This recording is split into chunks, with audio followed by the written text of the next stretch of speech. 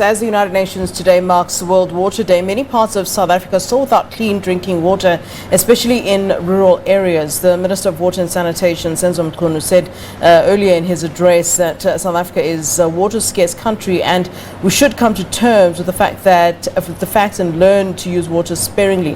However, every citizen has a right to clean drinking water. Let's take this discussion further then. We're joined via Zoom by Water and Sanitation Spokesperson Sputnik Ratau. A very good afternoon to you, Mr. Ratau. Great to see you. Good afternoon, Mr. Ledwaba, and it's good to talk to you again. Let's talk about what your minister, the Water and Sanitation Minister, Senzo Mchunu, had to say earlier on. One of the important points that he made, I believe, was the fact that groundwater should be explored as an alternative water source. At which point will we start to see things like this happening in terms of the exploration of alternative sources of water? Because it is quite concerning to hear the minister confirming the fact that, you know, we live in a water-scarce country. Groundwater is being looked at as another source of water for the country. And what we have discovered is that we are not exploiting groundwater as much as we should have. In the sense that of the available groundwater, only about 50% is being utilized. And most of that is being utilized in the more rural areas of Limpopo. We do have some groundwater being utilized in some of the big cities as well, particularly around Gqeberha. We know that that is where we are seeing a lot of that happening. There is an intention to utilize more groundwater from the Table Mountain Aquifer by the city of Cape Town, but those are still plans that are coming along at a later stage. What we are saying, and based on also the fact that even United Nations Water has identified groundwater as another source of water that we should be able to look at, and it is also shown that it can be reliable to an extent where it is actually managed accordingly. And therefore, in the exploitation of that groundwater, we have to also consider how it is managed. Yeah, I mean, today marks a very important day, of course, in terms of it being World Water Day for your department. How are you marking this day as a department, and are you paying attention to those areas that have consistently and constantly complained about the issue of water supply and the general issue of water security in the country? Or insecurity, rather, I should say.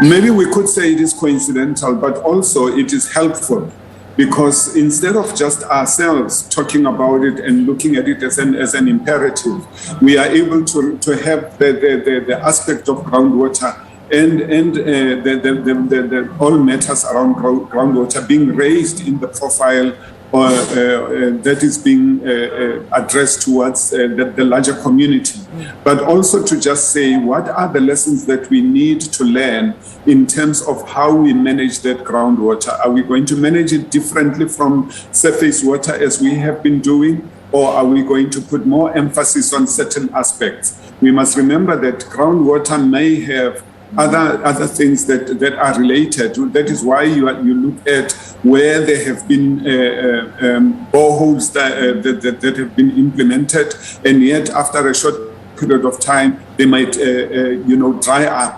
There are also other input factors that need to be considered, issues of reliable electricity supply, because those pumps and all of that need to be energized all the time. We also need to make sure that that groundwater, wherever it is used in a manner that might not endanger lives, because there are areas where that groundwater might be polluted. But in the same way that we might be wanting to protect groundwater, we need to also make the same protection for our groundwater in terms of pollution, in terms of illegal abstraction, and so on and so forth. So those are things that have got to be top of mind, but also just to say, we must go along with the people of South Africa in ensuring that when we bring more and more of that groundwater to use, there is a much better acceptance as well. by the communities in the country. Yeah.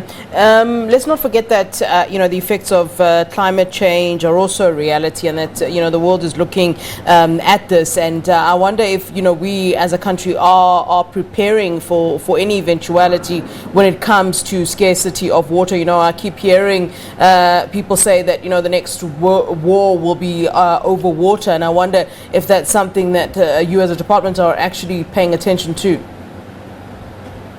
Yes, those kind of issues are considered in the discussions that we have.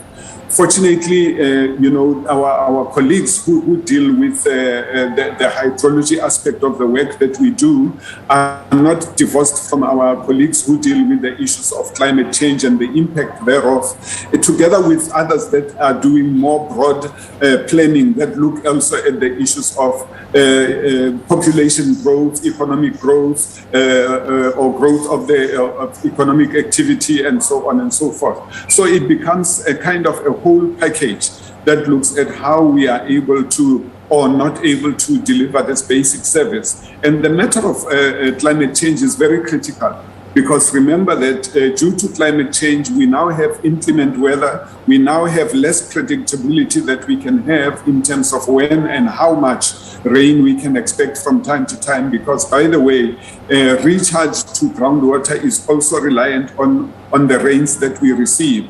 So we cannot divorce all of those from what we need to look at in terms of where we are going to get that rain that will need to also recharge those sources. All right, Mr. Ratau, thank you as always for giving us your time, Sir. Sputnik Ratau, the spokesperson for water and sanitation. Thank you, sir. Thank you.